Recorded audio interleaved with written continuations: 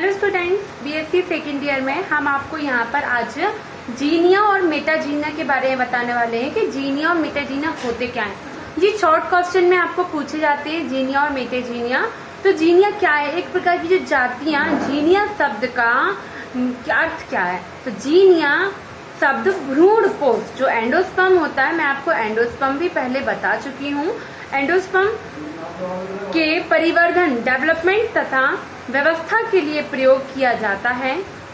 सर्वप्रथम जीनिया शब्द का प्रयोग फोइके, जो साइंटिस्ट थे फोइके, ने 1881 में परागकणों के प्रभाव को, जो बीज फल के लक्षणों तथा विशिष्ट रूप से भ्रूणपोष के स्वरूप पर पड़ता है, उनके अनुसार किया। यदि प्रभाव केवल भ्रूणपोष से बाहर कायकीय ऊतकों से दिखाई देता है तो उसे क्या कहेंगे? मेटाजीनिया कहते हैं। मतलब वेजिटेटिव पार्ट जो हमें कायिक ऊतक, वेजिटेटिव सोमैटिक टिश्यूज होते हैं, उनमें अगर इनका प्रभाव हमें दिखाई दे रहा है तो उसको हम क्या कहेंगे? मेटाजीनिया कहते हैं। ठीक है, तो जीनिया की व्याख्या के रूप में हम बता रहे हैं। फॉर एग्जाम्पल मक्के का हम एग्जाम्पल आपको यहाँ पे बताएंगे कि मक्के में कैसे बताना है इसको। ठीक, तो मक्का की कुछ रेसेस में पीला जो आपने कलर का भ्रूणपोष होता है, आपने देखा ऊपर भ्रूणपोष कहते हैं, येलोइश कलर का रहता है, किसी दाने में व्हाइट भी होता है। तो जो कि प्रभावी लक्षण है, पीले कलर का लक्षण मतलब प्रभावी वो शो कर रहा है। और किंतु मक्के की अधिकतर रेसेस सफेद भ्रूणपोष वाली होती हैं, जो एक अप्रभावी लक्षण होता है। ठीक है, यदि इस सफेद भ्रूणपोष वाली रेस के वर्तिकाग्र का परागण सफेद भ्रूणपोष वाली रेस पर के परागकणों से करा दिया जाता है तो बीजांड के अंदर बनने वाले भ्रूणपोष का रंग पीला प्रभावी लक्षण के कारण होता है। किसके कारण? पीला प्रभावी लक्षण के कारण होता है। नवाश्चिन के समक्ष द्विनिषेचन के समय यह समस्या थी कि भ्रूणपोष का रंग नर मात्र पौधे के लक्षण के अनुसार हो जाता है, कि नर का जो कलर होगा व्हाइट या येलो जो भी, उसके अकॉर्डिंग उसका कलर चेंज हो जाएगा। तो जिन्हें हम क्या कहते हैं, वो क्या बोल रहे थे, इन्होंने कहा कि यह समस्या थी कि भ्रूणपोष का रंग नर के अनुसार बदल रहा है।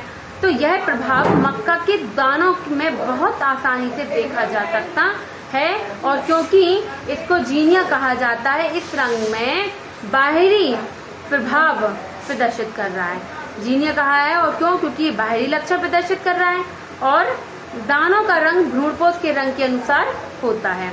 अतः यह बात इस बात पर निर्भर करती है कि पराग मित्र पित्र के भ्रूणपोष लक्षण मात्र बीजांड के ऊपर प्रभावी हैं अथवा नहीं।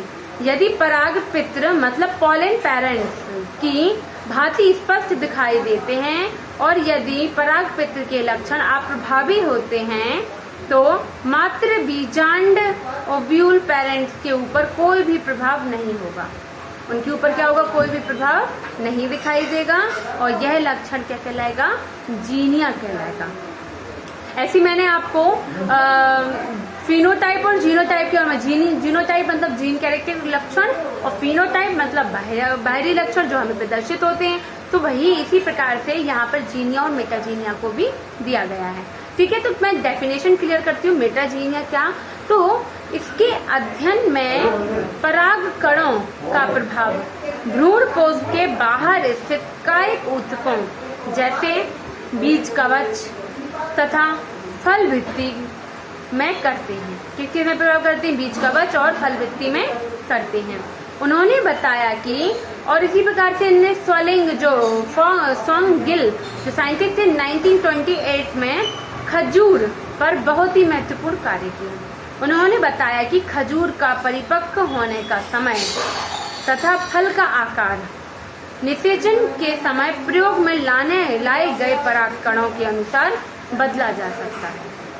ठीक है, किसका आकार? खजूर का परिपक्व होने का समय भी हम बदल सकते हैं, कब मैचुरेशन कराना है, और फल का आकार भी हम चेंज कर सकते हैं।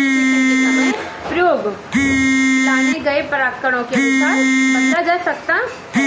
उन्होंने बताया कि भ्रूण अथवा भ्रूणपोष कुछ हार्मोन्स स्रावित करते हैं, स्रावित करते हैं जो जो बीज की भित्ति में प्रसरित होकर उन पर अपना विशिष्ट प्रभाव डालते हैं, जिससे उनके लक्षणों में परिवर्तन आ जाते हैं। क्या होता है? उनके लक्षणों में परिवर्तन आ जाते हैं। फल के आकार तथा परिपक्व समय के साथ फल का जो आकार ही परिवर्तित हो जा रहा है, उनका परिपक्व उनका समय भी यहाँ पर परिवर्तित हो जा रहा है।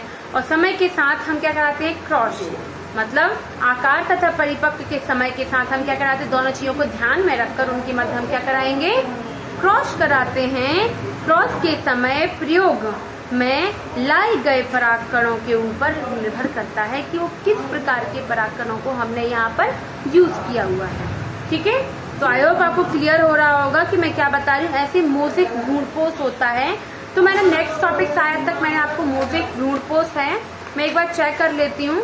हाँ, मोज़ेक भ्रूणपोष मोज़ेक, तो उसी में एक बार थोड़ा सा और सुन लीजिए कि कुछ आवृत बीजियों में भ्रूणपोष के ऊतकों में एक रूपता नहीं पाई जाती, जिसे हम क्या कहते हैं? मोज़ेक भ्रूणपोष कहते हैं।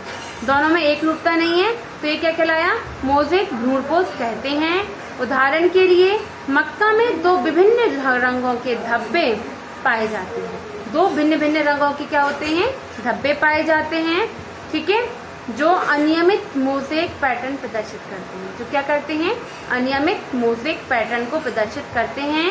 वेबर के अनुसार द्वितीय नर केंद्रक ध्रुवी केंद्रकों से संयोजन करने में असफल है तथा दोनों प्रकार के केंद्रक अलग अलग विभाजन करते हैं, जिससे दो भिन्न लक्षणों वाली केंद्रक बनते हैं। यह केंद्रक स्वतंत्र केंद्रीय विभाजन के समय एक दूसरे से मिल जाते हैं और मोज़ेक भ्रूणपोष का निर्माण कर लेते हैं। ठीक है, तो आई होप आपको क्लियर होगा जीनिया, मेटाजीनिया और नेक्स्ट क्वेश्चन आपका मोज़ेक एंडोस्पर्म क्या होता है। ठीक है, तो इतना क्लियर है। आप आज के लिए इतना ही, नेक्स्ट वीडियो में आपको आगे का बताऊंगी। Thank you.